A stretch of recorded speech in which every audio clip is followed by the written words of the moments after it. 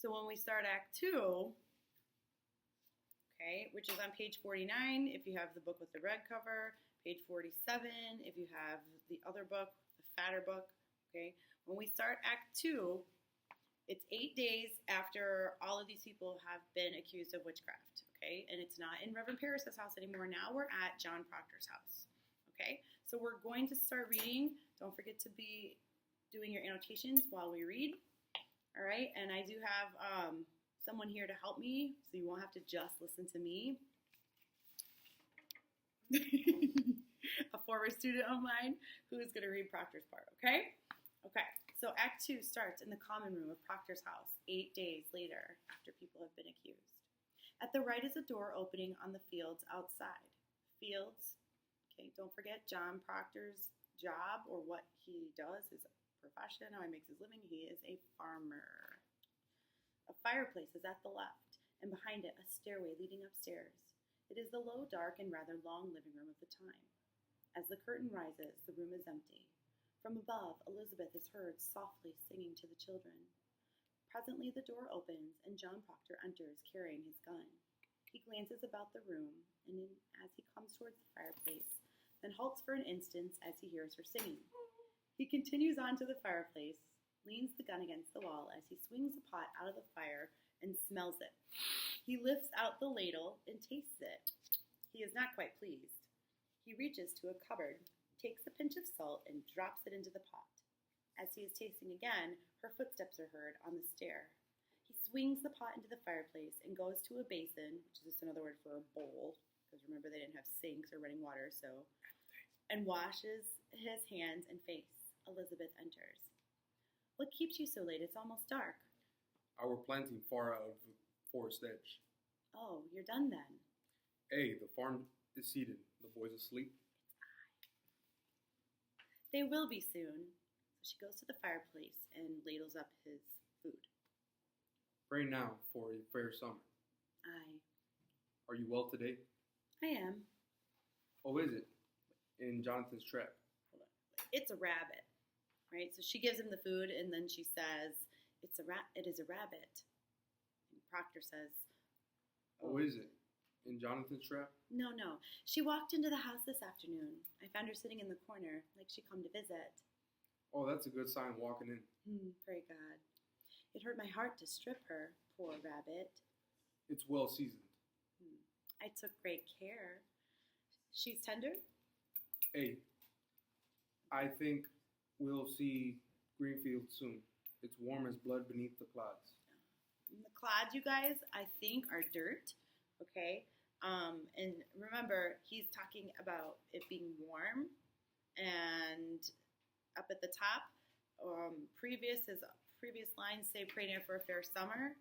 So if you haven't figured out, we are annotating for season motif, and so it is spring right now.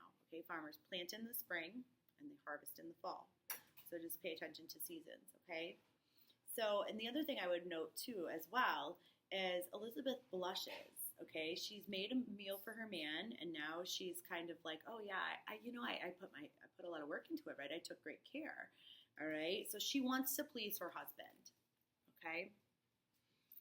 So basically, all right, he says, hey, yeah, I think the fields are going to blow, I think we'll see green fields soon, right? Blah, blah, blah, it's warm as blood beneath the clouds, and Elizabeth says, that's well. So Proctor eats, and then he looks up and says to Elizabeth, If the crop is good, I'll buy George Jacob's heifer, which is a cow. How would that please you? It would. I mean to please you, Elizabeth. And it's hard to say for her. I know it, John. So he gets up, goes to her, kisses her. She receives it. With a certain disappointment, he returns to the table. Cider? Okay, so Elizabeth says, and it says with a sense of reprimanding herself for having forgot, right? He's basically like, is there anything to drink? Cider? And she's like, oh, of course. This farm's a continent when you go foot by foot dropping seeds in it. It must be. Proctor then drinks a long draught, okay, like a gulp, then puts the glass down. You ought to bring some flowers in the house. Oh, I forgot. I will tomorrow. It's winter in here yet.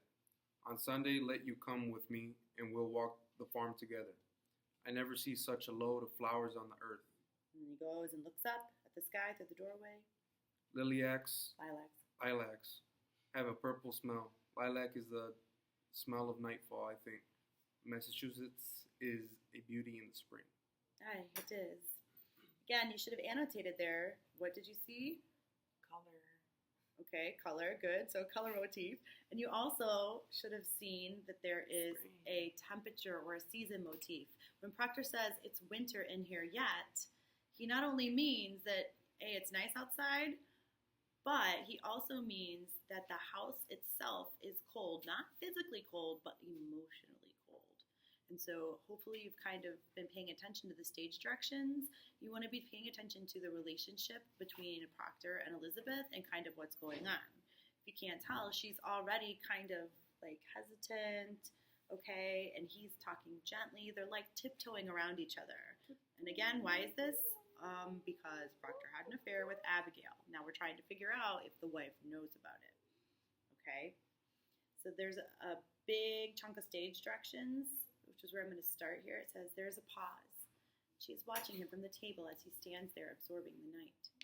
It is as though she would speak, but cannot. Instead now she takes up his plate and glass and fork and goes with them to the basin. Her back is turned to him. He turns to her and watches her. A sense of their separation rises. I think you're sad again. Are you? You come so late. I thought you'd gone to Salem this afternoon. Why? I have no business in Salem. You did speak of going earlier this week. I thought better of it since. Now the stage directions there says he knows what she means. Who's in Salem? Abigail. So she's like, I thought you went to Salem. Okay. Elizabeth says then Mary Warren's there today. Why'd you let her? You heard me forbid her to go to Salem anymore. Well, I couldn't stop her. It is a fault. It is a fault. Elizabeth, you're the mistress here, not Mary Warren. She frightened all my strength away. How may that mouse frighten you, Elizabeth? Animal imagery. It is a mouse no more. I forbid her go. And she raises up her chin like the daughter of a prince and says to me, I must go to Salem, goody Proctor. I am an official of the court. Court? What court? Aye, it is a proper court they have now. They've sent 4 judges out of Boston, she says. Weighty magistrates or judges of the general court, and at the head sits the deputy governor at the province. Why? She's mad. I would to God she were. Oh, I wish she were. There be 14 people in the jail now, she says.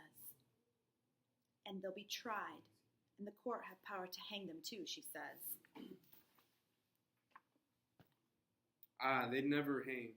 The deputy governor promised hanging if they'll not confess, John. The town's gone wild, I think. She speak of Abigail, and I thought she were a saint to hear her. Abigail brings the girls into the court, and where she walks, the crowd will part like the sea for Israel. And folks are brought before them, and if they scream and howl and fall to the floor, the person's clapped in the jail for bewitching them. Oh, it is a black mischief. I think you must go to Salem, John. I think so. You must tell them it is a fraud. Hey, it is. It is surely. What's a fraud, by the way? A fraud, okay, is something that is fake. So Elizabeth is saying, hey man, you need to go and tell these people that this chick Abigail is faking, that it's all a lie, okay? So Elizabeth now says, let you go to Ezekiel Cheever. He knows you well. And tell him what she said to you last week in her uncle's house. She said it had naught to do with witchcraft, did she not? Aye, she did. She did. God forbid you keep that from the court, John. I think they must be told. Aye, they must. They must. It is a wonder they do believe her. I would go to Salem now, John. Let you go tonight. I'll think on it. You cannot keep it, John. I know I cannot keep it. I say I will think on it. Good then. Let you think on it. She stands and starts to walk out of the room. She's like, fine, whatever. I am only wondering how I may prove what she told me, Elizabeth. If the girl's a saint now, I think it is not easy to prove she's a fraud. And the town gone so silly. She told it to me in a room alone. I have no proof for it. You were alone with her? For a moment alone, I. Why then, it is not as you told me. For a moment, I say, the others come in soon after. Do as you wish then. And then it says quietly, her stage direction says quietly, she has suddenly lost all faith in him.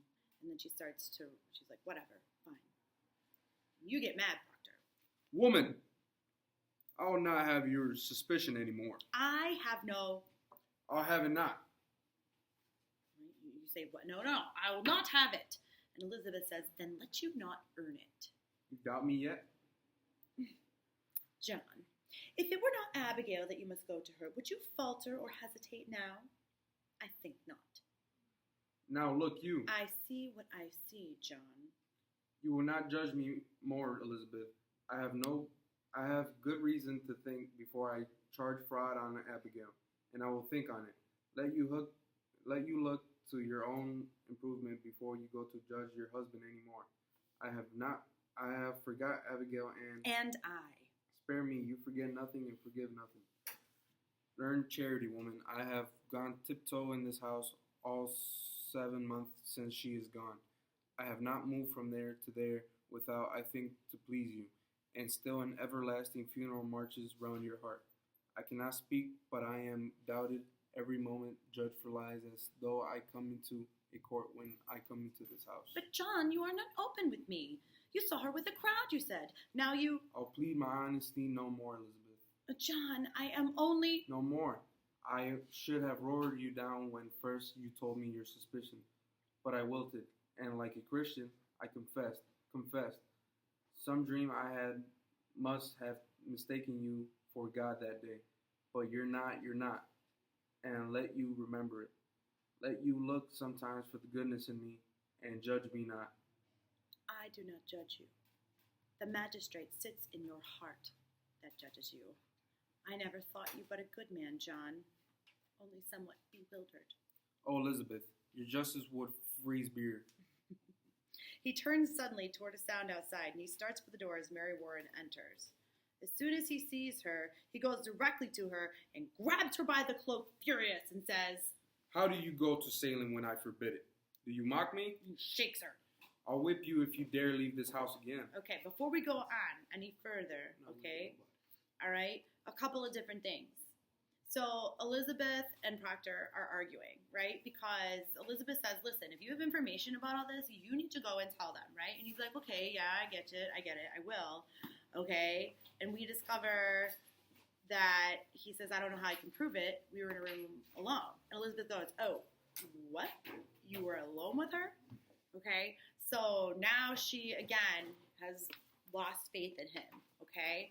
And basically, so they're arguing, right? She says, I've forgiven you. It's not me, but it is the magistrate or the judge, right? It is the magistrate in your heart, right? This is that judges you. And so basically what she means by that is that he feels guilty on the inside. He previously then says, listen, it's been 7 months, right? Learn charity, learn forgiveness. And I have done nothing but walk around on tiptoes. I haven't gone anywhere without thinking of you first, to please you. And still an everlasting funeral marches round your heart. That is a metaphor, okay? So you need to make sure that you write down what he means by that is that even though he's done everything he can to make things better, she is still sad, okay? About the affair. And we're going to take a pause here because the bell's going to ring, and I will continue this for you in a little bit.